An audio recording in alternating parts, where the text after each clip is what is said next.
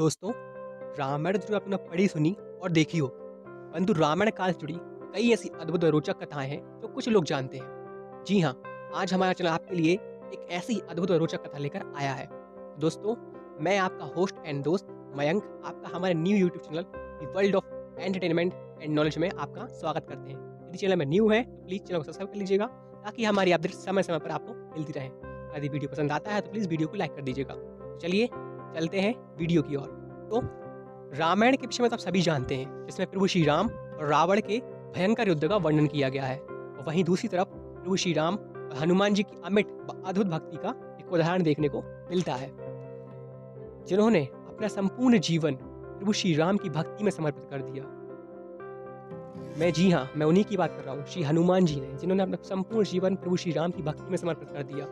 लेकिन एक समय ऐसा भी आया जब दोनों को, प्रभु श्री राम हनुमान जी को, आपस में भयंकर युद्ध का सामना भी करना पड़ा था। तो ये कथा है उस समय की जब प्रभु श्री राम का अयोध्या में राज्याभिषेक हो चुका था और प्रभु श्री राम शांतिपूर्वक अयोध्या में शासन कर रहे थे। अभी उसी समय सुमेरु पर्वत पे महासंतों साधुओं की एक उस समय बैठक हुआ करती थी।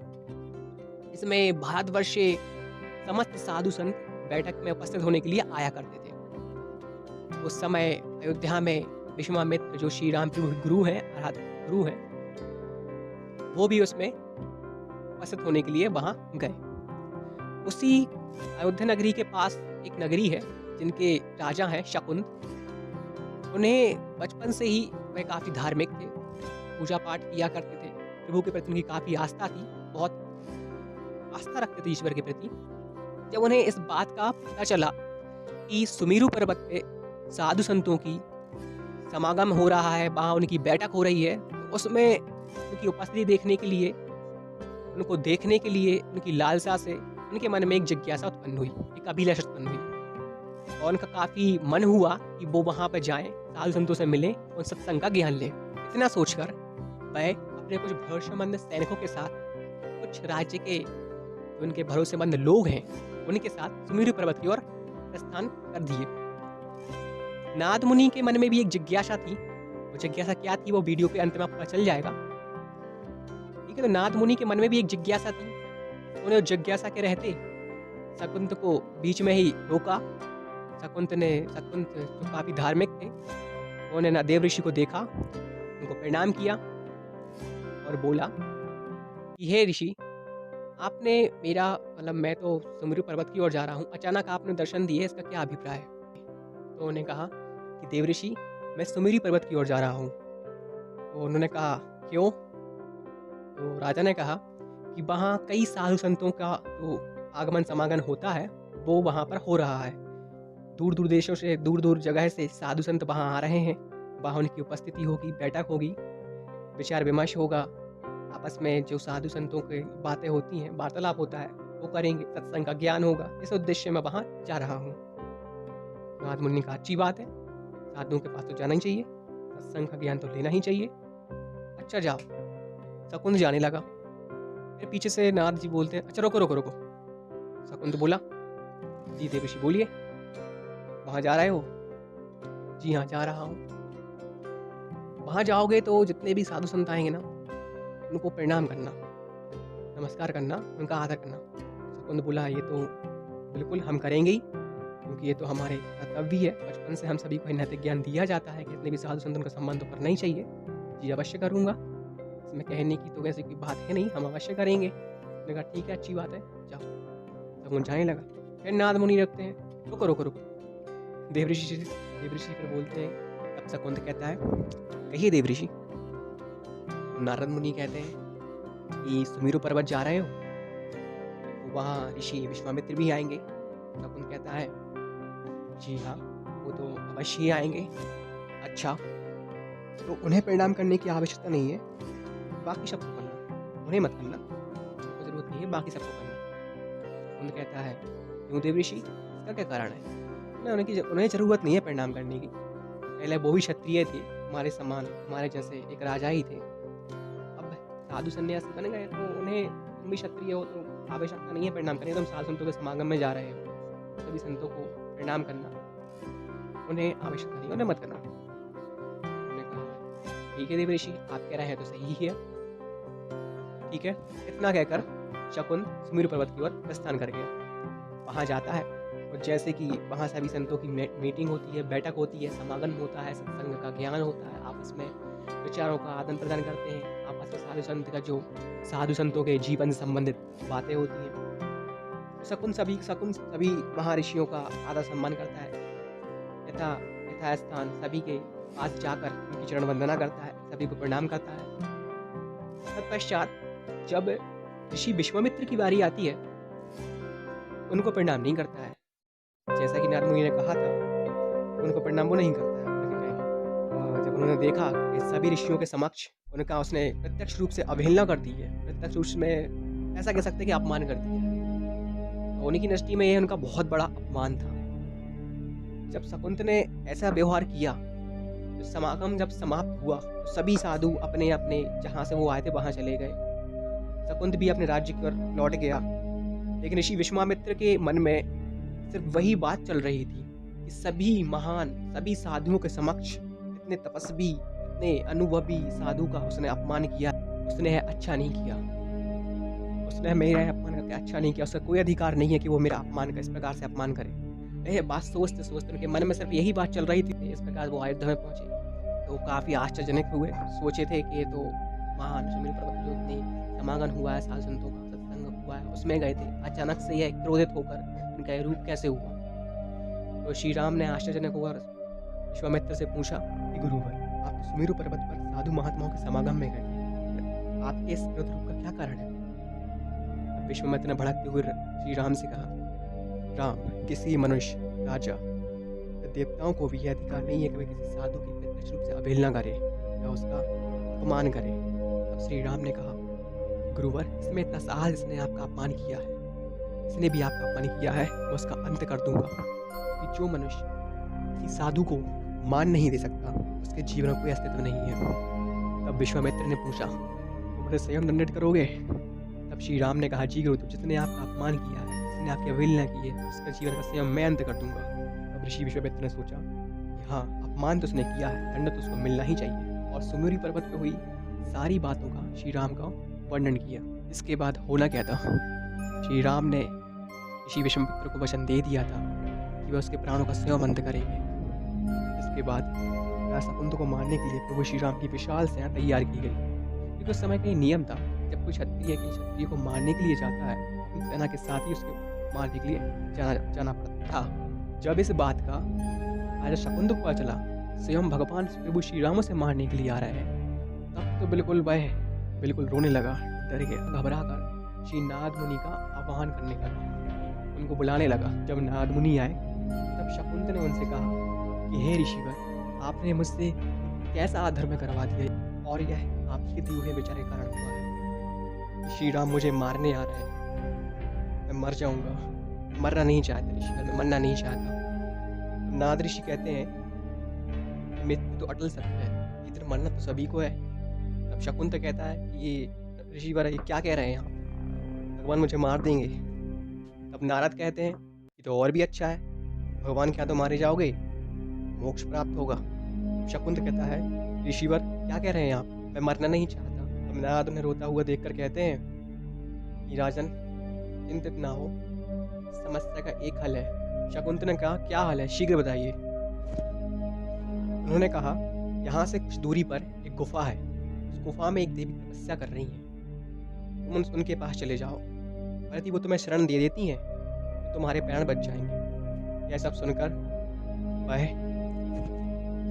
उस गुफा की ओर निकल गया, और कुछ दूर जाने पर उसे वह गुफा दिख जाती है, और वह गुफा के बाहर खड़ा होकर जोर जोर से रोने लगता है, शरण मांगने लगता है। उस गुफा के अंदर माता अंजनी तपस्या कर रही थी। जब उन्हें किसी की रोने की आवाज़ सुनी, वह तुरंत गुफा से बाहर आई। उन्होंने देखा एक राजन रो रहा है और उनसे शरण की गुहार लगा रहा है। उन्होंने सब उनसे पूछा कि आप कौन हैं, क्यों रो रहे हो, और मेरे पास किस उद्देश्य आए हो। अब शकुंत ने उनको सारा बखान बताया कि मैंने तो कभी किसी को ऐत भी नहीं किया, कभी किसी का बुरा भी नहीं किया, जो भी हुआ नाथ के विचार के कारण हुआ है। और इस कारण से मेरी उनकी अवहेलना हुई। और उन्होंने सारा वर्णन कर दिया, माँ को सब बता दिया। उन्होंने कहा, "ये तो ठीक है, तुम्हारा कोई इसमें कोई दोष नहीं है। वो कोई तुम्हारे प्राण कैसे ले सकता है? ये कोई अधिकार नहीं है कि तुम्हारा कोई प्राण ले। मैं तुम्हें वचन देती हूँ, तुम मेरी शरण में हो, तुम्हारे प्राणों को कुछ नहीं होगा। आओ।" और इस गुफ़ा के अंदर गुफ़ा के अंदर उनको बुलाया और बिठा दिया। शांतामना दे दी और शांत कर दिया। उस गुफ़ा में प्रभु श्री हनुमान जी रोज़ संध्या के समय अर्थात शाम के समय अपनी माँ से मिलने के लिए आया करते थे। उस दिन भी ऐसा ही हुआ। जब हनुमान जी अपनी माँ से मिलने के लिए आए, तो माँ ने कहा उन्होंने कहा, "ये कार्य है, बात है जो मैं तुमसे कहनी है। यदि मैं तुम्हें कहूँगी तुम उसे पूरा करोगे?" उन्होंने कहा, "ये ऐसी बात है तो माँ की आज्ञा है, वो तो बिल्कुल पूरा करूँगा, इसमें तो कोई संशय है ही नहीं।" उन्होंने कहा, "बताइए माँ।" तो माता ने कहा कि एक व्यक्ति है, मैंने उसे उसकी रक्षा का वचन दे दिया है, निर्दोष है और उसके प्राणों की रक्षा का वचन स्वयं मैंने उसे दिया है। अब मुझे तुम वचन दो तो उसके प्राणों को अहित ना कर सके। उन्होंने कहा, "जी माँ, आपने वचन दिया और वचन को पूर्ण करने की पूरी जिम्मेदारी अब मेरी ही है। ये मेरा कर्तव्य हो गया है और मैं आपको वचन देता हूँ कि जिसके प्राणों की रक्षा करने का वचन आपने दिया है उसे पूरा मैं करूँगा। ये मेरा आपके लिए वचन है।" जब हनुमान जी ने इतना कहा, तब उनकी माँ ने राजा को आवाज़ दी। जब राजा गुफा से बाहर आया, तो उसे देखकर हनुमान जी तुरंत आश्चर्यजनक हो गए, एक प्रकार से ऐसा कहें, सोचकर वो, क्योंकि वो जानते थे कि वही राजा जैसे स्वयं भगवान मारने के लिए जा रहे हैं। जब उन्होंने उस राजा को देखा, तो वो कुछ समझ नहीं पाए कि उन्हें अब क्या करना चाहिए। उन्होंने क्या कह दिया है, क्योंकि वचन तो वो दे चुके थे, तो वचन में तो बद्ध है ही, और माँ ने वचन लिया है तो संशय तो कुछ है ही नहीं है कि उसको पूरा तो करना ही है। और जिसकी वो भक्ति करते हैं, स्वयं वो उसे मारने के लिए आ रहे हैं। तो इस मध्य में अब वो क्या कर सकते हैं? बहुत आश्चर्य में पड़ गए, क्या करें भाई? बहुत परेशान हो गए, क्योंकि वो इतना जानते थे कि इसे स्वयं भगवान मारने के लिए आ रहे हैं। इसे तो बचाना संभव है, इसे तो कोई बचा ही नहीं सकता। फिर उन्होंने सोचा कि अब इसे बचाने का सिर्फ मात्र एक ही उपाय है, और इतना सोचकर वो उसे अपने साथ गुफा के बाहर ले आए। अब शकुंत रोते हुए कहता है कि अब क्या होगा, मैं कहाँ जाऊं? अब हनुमान जी कहते हैं, तुम्हारे चक्कर में तो मेरा के अता का पता नहीं है। मैं जहाँ जाता हूँ वहाँ मैं नहीं जा सकता, तुम्हें क्या रास्ता दूँ, मैं कहाँ ले जाऊँ? फिर वह उन्हें निकट की एक स्थान पर ले गए, एक जगह बैठकर राम नाम का जप करने लगे। तब शकुंतला ने उन्हें देखा और कहा, यहाँ मेरे प्राण संकट में हैं और आप ये क्या कर रहे हो? अब हनुमान जी ने उनसे कहा कि तुम्हें मृत्यु से बचने का केवल एक ही उपाय है कि तुम्हें भी यही करना होगा। यहाँ बैठो, राम नाम का जप करो, तुम्हें कुछ नहीं होगा। पर वह मृत्यु के भय से इतना डर गया था कि राम नाम का जप भी उससे नहीं हो पा रहा था। केवल उसे उसकी केवल मृत्यु उसके सामने से दिखाई देती। जब प्रभु श्री राम को, जो कि अपनी सेना के साथ उसे मारने के लिए चल ही चुके थे, जब उन्हें शकुंत के स्थान का पता चला, तो वह उसे तुरंत मारने के लिए उस ओर निकल पड़े। जब शकुंत ने श्री राम की उनकी विशाल सेना देखी, तो तब वह बहुत डर कर और रो कर जोर जोर से हनुमान जी को हिलाने लगा, कहने लगा, ये देखिए, स्वयं भगवान मुझे मारने के लिए आ रहा, मेरी मृत्यु निकट है, मुझे कोई नहीं बचा सकता, कुछ कीजिए। अब हनुमान जी ने उनसे कहा, जो मैं तुम्हें कहा है सिर्फ तुम वही करो, तुम्हें कुछ नहीं होगा। जो मैं कह रहा हूँ सिर्फ वही करो, तुम्हें कुछ नहीं होगा। लेकिन जब हनुमान जी ने उसकी दशा हालत देखी, तो वो समझ गया कि इससे तो ये हो नहीं पाएगा, ये जाप नहीं कर पा रहा है, ना ही कर पाएगा, क्योंकि इसकी मृत्यु सामने दिख रही है, ये बहुत डरा हुआ है। तो उन्होंने कहा कि अब उन्हें ही कुछ करना होगा। तब उन्होंने राम नाम का जप किया, और जप करते करते शकुंत के चारों ओर श्री राम नाम का एक अच्छा कवच बना दिया, जिसके रहते प्रभु श्री राम ने जितने भी अपने शक्तिशाली बाणों का अनुसंधान किया और शकुंत को मारने के लिए छोड़े, वो सब विफल हो गए। यह सब देख सभी हैरान थे, परेशान थे। तब उन्होंने लक्ष्मण जी ने बहुत क्रोध आ गया, और उन्होंने देखा कि यह सब हनुमान वहाँ बैठे हुए हैं, और सब उन्हीं की यह शक्ति है, माया है, जो भी हो रहा है। तो क्रोधित होकर उन्होंने एक बाण हनुमान जी के सीने पर छोड़ दिया।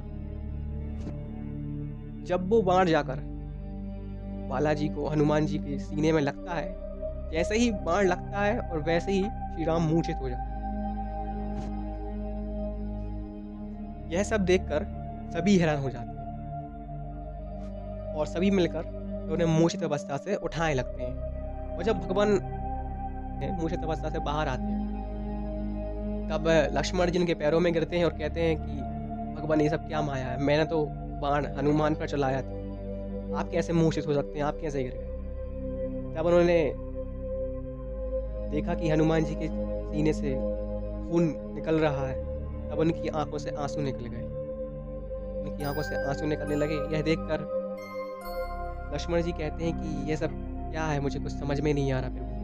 तो उन्होंने बताया कि हनुमान जी के सीने में सदैव मैं विराजमान रहता हूँ, सदैव मैं रहता हूँ, और तुमने वहीं बाण चढ़ा दिया है, तुमने उनके सीने में बाण चलाया है जहाँ सदैव मैं रहता हूँ।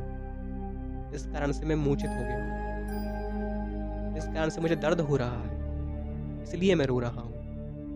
अब लक्ष्मण जी की भी आंखों में आंसू आ गए और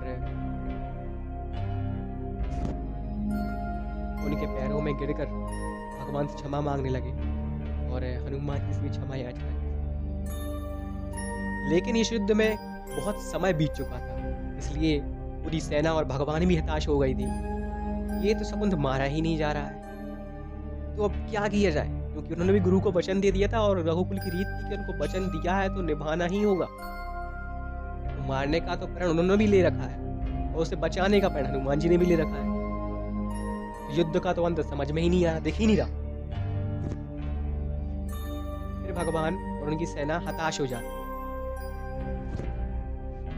और फिर हनुमान जी श्री राम के नजदीक आते हैं, उनके चरणों के निकट आते हैं। अब श्री राम की हमेशा से एक आदत ही थी, ऐसा कहें, जब भी हनुमान जी उनके निकट आते हैं तो वो उनके सिर पर हाथ रखते ही रखते हैं।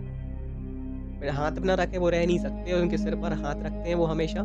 जब उनके निकट आए तो श्री राम हनुमान जी पर हाथ रखना चाहा, तो जैसे ही उनके सिर पर हाथ रखते हैं, राजा शकुंत को हनुमान जी अपनी गोद में ले लेते हैं और जैसे ही वो अपना हाथ रखते हैं शकुंत का सिर कर देते हैं। तो जब भगवान देखते हैं कि उन्होंने ये क्या किया, जिसको वो मारने आए हैं उसके सिर पर उन पर हाथ रख दिया, हनुमान जी श्री राम से कहते हैं कि भगवान आपने स्वयं इसके सिर पर हाथ रखा है, अब आप इसके प्राण कैसे ले सकते हैं। अब श्री राम हनुमान जी की चतुराई को समझे और हंसकर उनसे कहते हैं कि हनुमान, जिसे तुमने अपनी गोद में उठा लिया हो उस पर तो मुझे हाथ रखना ही पड़ेगा। अरे क्या करें, गुरुदेव को वचन दिया है, छोड़ भी नहीं सकते, तो समझ में नहीं आ रहा।